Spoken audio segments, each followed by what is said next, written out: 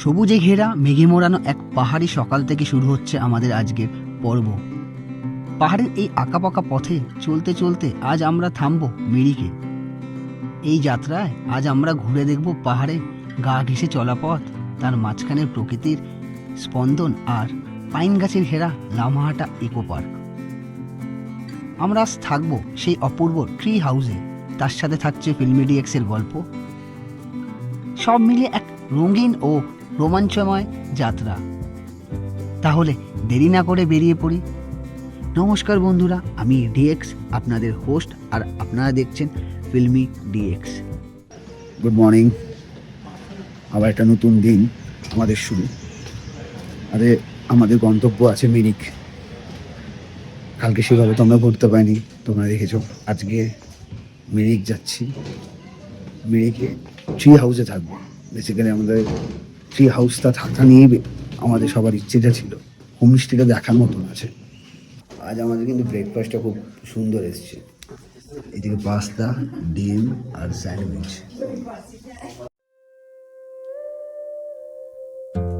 টাকদার সবুজ পথ পেরিয়ে আমরা এখন চলেছি লামাহাটার দিকে। নিস্তব্ধ চুপচাপ পাহাড়ি রাস্তা, এক পাশে ঘন সবুজ আর অন্য পাশে গভীর খাদ। এইবারে মনে হয় আমাদের সাথে কাঞ্চনজঙ্ঘার কিছু হয়েছে, কেন ওয়েদার আজকেও ক্লিয়ার নেই, পুরো জায়গা ফুল ফগ। আজকেও মনে হয় দেখা পেলাম না, আর না মনে হচ্ছে এবারে দেখা পাবো। মাঝে মধ্যে দেখা যাচ্ছিল দূরের পাহাড়ে ছড়ানো ছিটানো ছোট্ট ছোট্ট ঘরবাড়ি, যেন খেলনার মতো। আর কখনো কখনো হঠাৎ দেখা যাচ্ছিল ছোট্ট পাহাড়ি ঝর্ণা।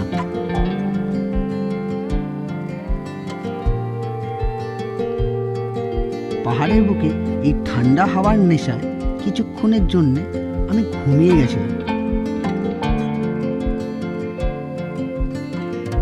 আর চোখ খুলে তখনই দেখা পেলাম সবুজের মাঝে হারিয়ে থাকা স্বর্গ, লামাহাটা ইকো পার্ক।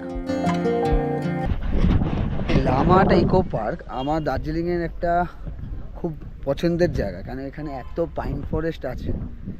এখানে ভেতরে একখানা লেক টাইপের যেটা আছে, সেটা আজকে তোমাদেরকে দেখাবো। হ্যাঁ, একটু উঠতে কষ্ট হয়, আস্তে আস্তে উঠলে অতটা অসুবিধা হবে। ওখানে তো লাইন পড়ে গেছে ফটো তোলার জন্য। লামাহাটা জায়গাটি এতটাই সুন্দর, যেখানে গেলে মন অসম্ভব শান্তি অনুভব করে। তেমনি চোখ হারিয়ে যায় সবুজের মধ্যে। শীতল বাতাস, রং বেরঙের ফুল আর উঁচু পাইন গাছে ঘেরা এই পার্ক।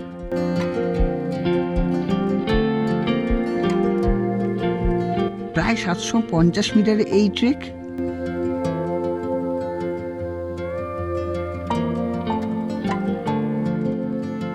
সিঁড়ি বেয়ে উঠতেই চোখে পড়ে একটি ছোট্ট সুন্দর লেক।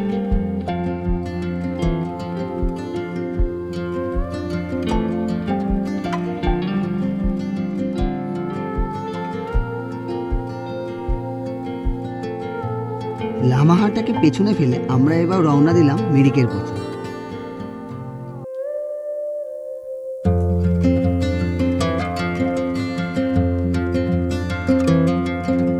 রাস্তায় ছিল পাইন গাছের ছায়া। পথে দেখা মিলল চা বাগানের সবুজের ঢেউয়ে ভরা মাঠ।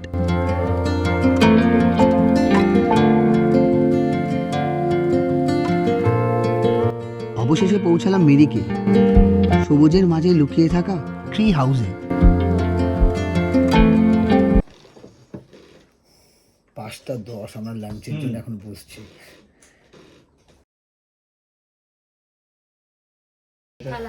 হ্যাঁ, ভেন্ডি আছে, ডাল আছে, এটা কিছু একটা সবজি আছে, পাঁপড়, আর এটা মনে হয় চিকেন আছে। আর তার সাথে হ্যাঁ, পেনে টমেটো চাটনি। এটাতে বললাম না এক ধরনের আচার বলতে পারি। হ্যাঁ, আমি এখন ট্রি হাউসের মালিকের সাথেই বসে আছি, যে ওনার আছে। উনি আপনাদের কিছু বলবেন যে ট্রি হাউসটা কবে হয়েছে অ্যান্ড কীভাবে কি তৈরি হয়েছে, গাছগুলোর বয়স, সব কিছু। Okay. হ্যালো Hi, দিদি। I'm Prithnisha. I'm the owner of the treehouse, and I'm currently running the treehouse for the past 3 years. And we just turned 4 this January. We started up in 2022, and it took us 3.5 years to construct the treehouse. And so yeah, it's been a really good journey till now. And the main thing about I want to talk about treehouse is we try to keep it as eco-friendly and environmentally viable as possible.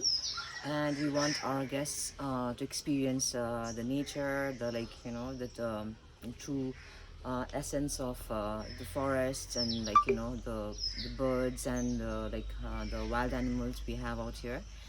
And our property is full of trees and forests which have been planted by our forefathers. And we are the 6th generation, me and my siblings. And all the trees that you have seen around our place, it has been planted by our ancestors. So we are really respectful. And and one of the reasons why we ask our guests to open the shoes before entering the treehouse is because the planks used on the bridge to the treehouse is made out of a 200-year-old tree. So so it's out of respect, because that tree was planted by our ancestors, and we never put enter the treehouse with our shoes on. And although the wood, the trees that have been used to construct the treehouse, they have not been cut. My dad has been collecting it for the past 15 years, from the trees that have been dead, and the trees that have been fallen off due to the cyclones, or the huge windy weather during the monsoons. So yeah, so my dad has been doing it for the past 15 years, and not one tree has been cut down to make the tree house. That's why it's very it's spiritually, and we respect it really well. And we ask our guests to show the same respect. Until now, we've been getting guests amazing guests like you guys are. Thank you. And Thank you so much. yeah. And yeah, that's the thing about the treehouse. And yeah, about the food and all, it's all we normally organic food, it's from farm to the table. And we make sure that it's properly home cooked, we do not use the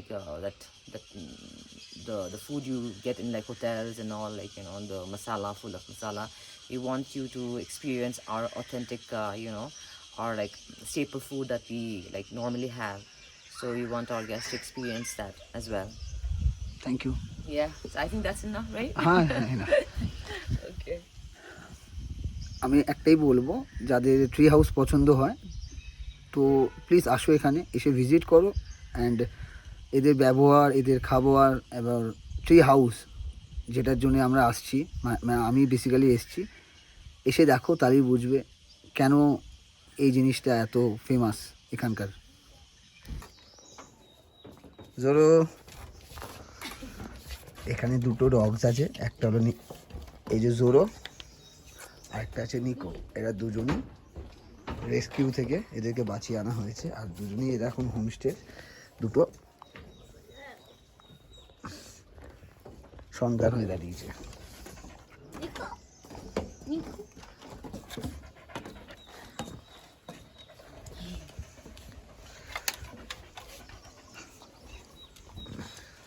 এরা দুজনে এখানকার best friend.